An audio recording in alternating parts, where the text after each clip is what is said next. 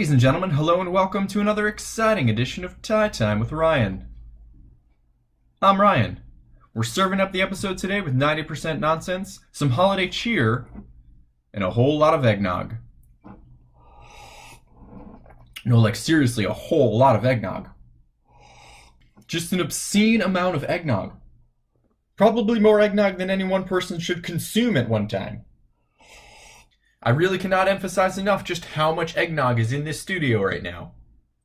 In today's episode, we're featuring the Aperture Knot. Now, ancient lore and stories passed down from generation to generation suggest that this is the actual knot worn by the one and only St. Nicholas, more commonly referred to as Santa Claus, less commonly referred to as Santa Claus. My God, this eggnog is delicious. That's right, Tie Nation. Before good old Nick became the beacon of happiness and cheer, he was just a mild-mannered toy maker. And just like you and me, he wore tie to work. But not just any tie. This tie. Whew, boy, that eggnog is filling. Well, no, not this exact tie. I mean, that would be silly for me to have a priceless artifact like that in my possession and just throw it on all willy-nilly and not treat it as a treasure that should be held with the utmost of care. Oh, it's sitting pretty heavy in my stomach right now. Maybe this wasn't such a good idea. Now don't get me wrong here, it would be an honor just to be in the same room as a tie worn by the great Kris Kringle. I mean, a man who single-handedly delivers presents and toys to all the good boys and girls of the world in just one night. This was a mistake.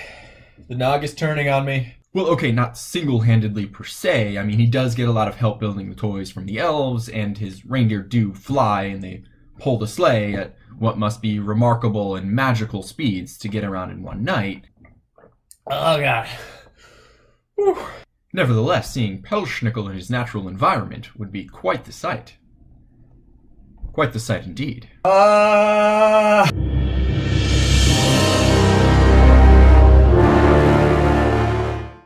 Ranking time. So where does the Aperture Knot stack up on our list? Now, Tie Nation, as I was constructing this knot, I used an instructional video. I always do. I do not have the tie knotting chops yet to make my own knots, so if you are interested in stuff like this, I'd go check out Alex Krasny or Patrick Navanti. Those are my go-to guys to look at for instructional videos on these kind of things. As far as the knot itself, I really like the construction of it. It is very symmetrical and circular, and it's meant to look like the aperture of a camera or a pinwheel shape, and I really appreciate the way that it looks once it's all constructed and on. However, it is a very difficult knot to actually tie, so that is going to dock at some points. But I do like the knot, so it will make the top 10 list. It's going to bump out the half Windsor for our new number 8 spot.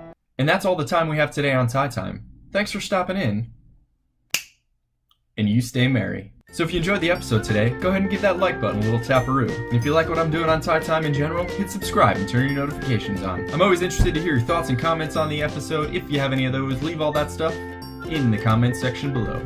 Thanks for stopping in. You stay classy. Ranking time. Let's try again. Let's try again.